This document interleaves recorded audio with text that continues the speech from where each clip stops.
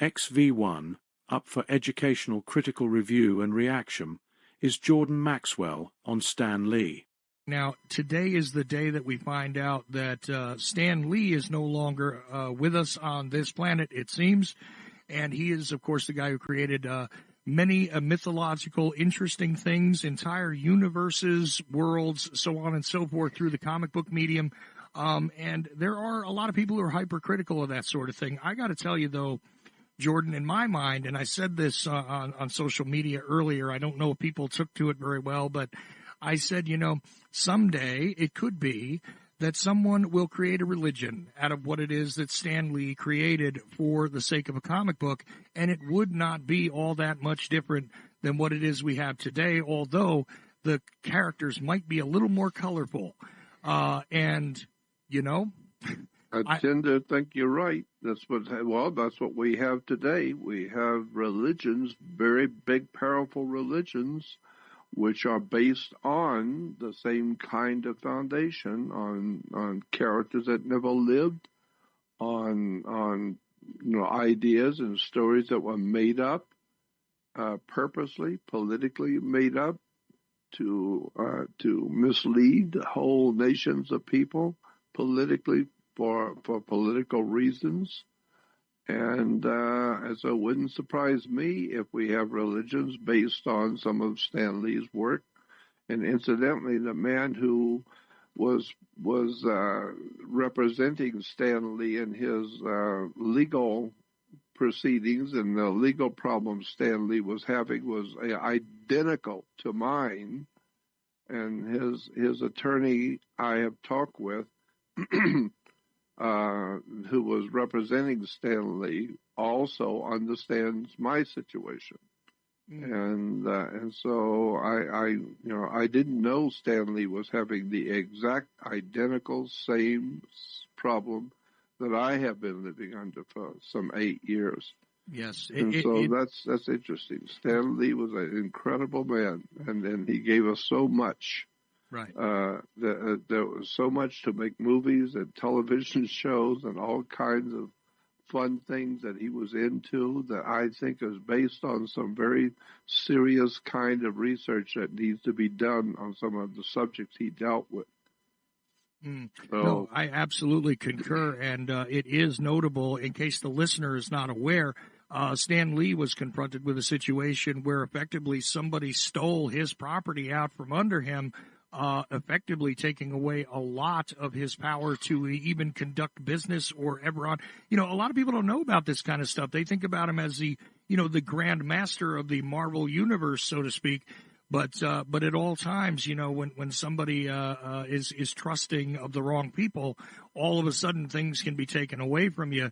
And Stan Lee certainly endured a similar situation. Now, I don't want to get into it too deeply with you tonight, Jordan, but Stan Lee, again, it might seem silly to some people to sort of venerate somebody who was a comic book guy or whatever, but an amazing amount of contribution to the popular culture, but also in a very esoteric sort of way. There's a lot more to Hollywood, into Hollywood and big business, entertainment, big business. He was extraordinarily successful in translating all of the wonderful, strange stories and strange ideas he came up with that were brought into Hollywood and made it very popular. And around the world, people enjoyed movies that are based on Stan Lee's work. Mm-hmm. So Hollywood really, used him. They made lots of money off of him. And you got to know that if Hollywood's making millions and millions of dollars off of you, you must be important. And that's what happened with Stan Lee, is that he was the author of so much that we are now today seeing and entertaining us in Hollywood. So what his contributions were mega big. And unfortunately, when you get older, you tend to trust people, and sometimes you have to trust them because you're put in a position where you have to do something, you have to trust somebody, And when you trust them, and in Hollywood, they will rip you off and tear you apart and lie and cheat you in court and take your money, they take your company, they take everything you've done and steal it all. Mm-hmm. And they figure you're an old man, you're like 80 or 90 years old. What are you going to do? If they steal everything from you, they will get it all, and you're going to die anyway, so you don't need it where you're going, and they're going to take everything. So that happens in Hollywood a lot. That happens in the world a lot. Mm. People coming into your company, purposely coming in, patting you on the back, and with a knife in their hand. They're going to cut your throat as soon as they can.